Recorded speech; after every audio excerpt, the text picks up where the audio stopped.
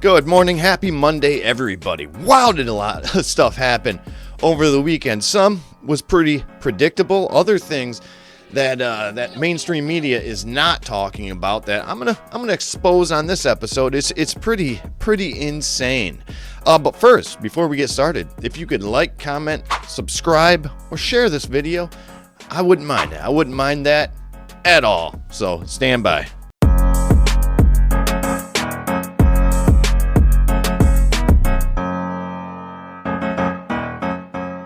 All right, in breaking news, the WNBA, their players, they're going to go on strike if they don't get the pay that they deserve. Yeah, so we're going to go over some facts and figures of what the WNBA players actually do deserve. Yeah, I still think that these women are absolutely just ruthless people, right? I mean, if you've seen any highlights from some of these WNBA games, a lady called Caitlin Clark. Clearly, that's a foul. And it's contact to the face as well. It'd be interesting to know if they're going to look at that first one for a flagrant foul. There was an impact, or there wasn't wind up or follow through, but there was a direct hit to the eye of Clark. She's bringing a lot of attention, and I would say a lot of this is due to racism, right? So, because the WNBA players obviously can't stand Caitlin Clark, right?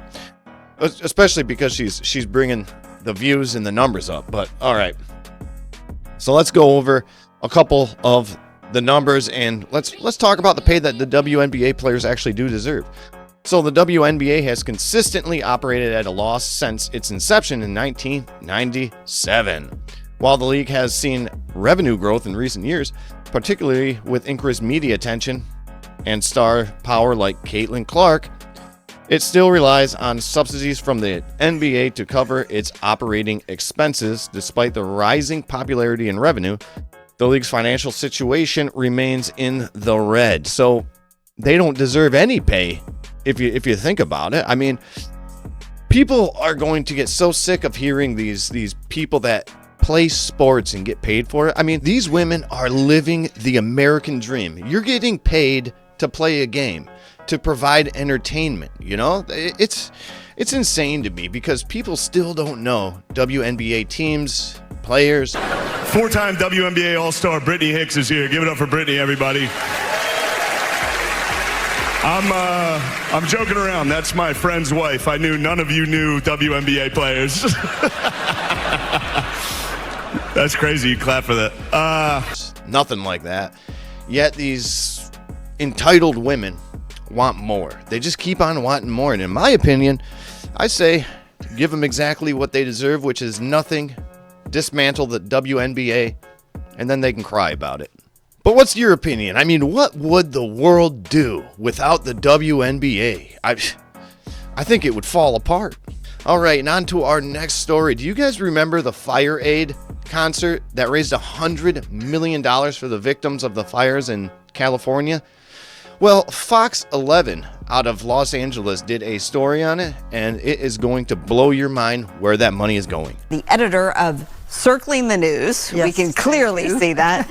Thanks for the work that you're doing. So this is personal and professional for you because you lost your home in the Palisades fire, but that's not necessarily how this story landed in your lap. How did this all come to be? A reader sent me a little note and said, I've never seen any fire aid money. How do I apply for fire aid money? And I thought, well, you know, I've never thought about that. There's 12,000 people, basically 12,000 homes gone. Those people probably want to know where the money is. This will be an easy task to find out. Mm-hmm. So I contacted the Annenberg. They never responded. And the Annenberg is Foundation, because they are overseeing the wildfire funds, yes. So I emailed them several times, they never responded. I called them several times, they never responded. And finally, it was like almost 2 weeks later, a woman got back to me and she said, oh, I'm sorry for the delay. The person you need to speak to is Chris Wallace. He's a media spokesperson for wildfire funds. So I contacted Chris and I said, you know, victims want to know when they can get their money. Seems like a very simple question. Mm-hmm.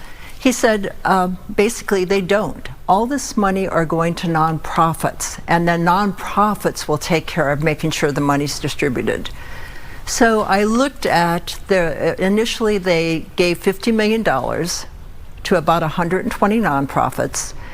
And I looked at these nonprofits, and one of them said, we help mobile home parks. And there were 2 mobile home parks in the Palisades, all low income. And so I contacted the people there. They had never received any money. They had never heard of that. When you go through, I would urge everyone to just go to the nonprofits that are listed if you want a good laugh. I mean, one of the nonprofits cleans preschool bathrooms. Well, after the fire, who knows? Maybe there is a preschool bathroom that needs cleaning. Yeah. In other words, a lot of these nonprofits are ancillary, if you will. That's a nice way of saying it. And you urge people, our viewers, they can go on the Fire Aid website. And yes, in terms of if you're Fire Aid, you can say, we have listed all the nonprofits. So they've given out $75 million so far. And you can see for yourself each nonprofit that has received money. The vetting process, though, that's an interesting angle to this story as well, because there's still another round of funding that will be given out. If you're a nonprofit, you would just have to fill out a simple, very simple questionnaire. 6 questions. So what do you make of the vetting process? I think they're not helping the victims at all.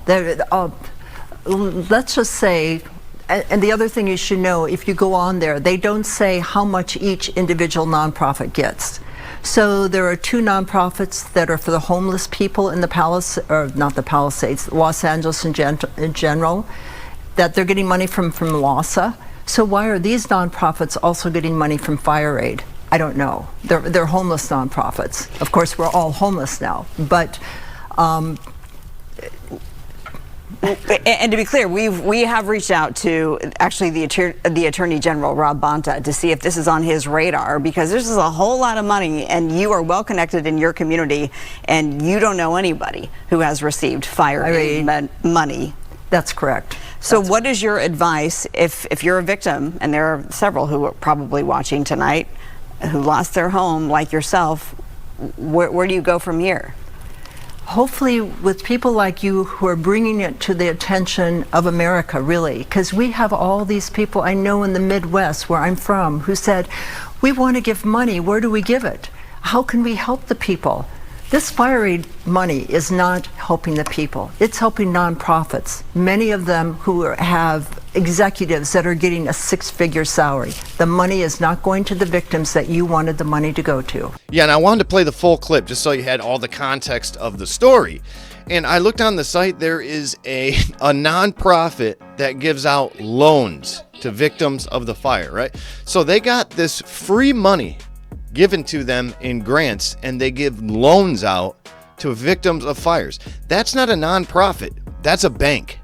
Corporations are going to continue to do this stuff. So in my opinion, just if you're ever donating to any cause, just donate it to the people, right? Rather than a nonprofit, because these nonprofits, what they do is they just take advantage of good people so that they can pay themselves. I mean, we've seen what happened with BLM and how many black families that nonprofit assisted. And in an outstanding turn of events, the Stephen Colbert Show has been canceled.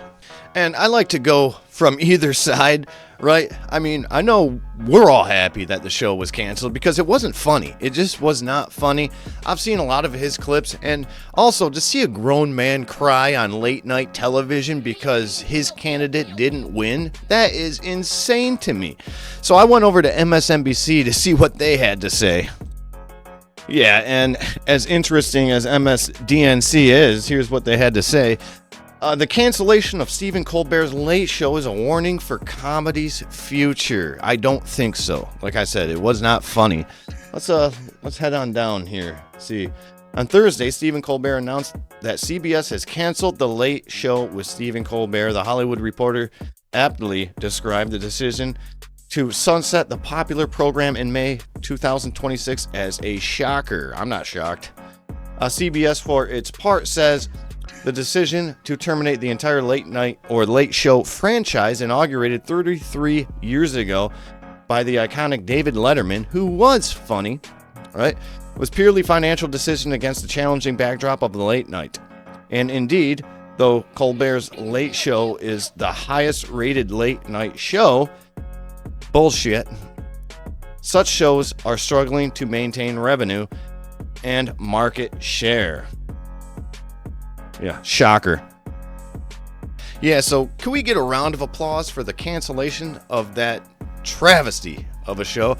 I mean, we have one other show that I can think of that really needs to be taken off the air, and that is The View. Not The Right View, but The View with those insane women. But that'll do it for me on this beautiful Monday. If you'd like to support the channel, please leave a comment down below. And if you don't know what to comment, just leave an emoji for engagement, right? It helps out the algorithm, helps me get my stories out to more people.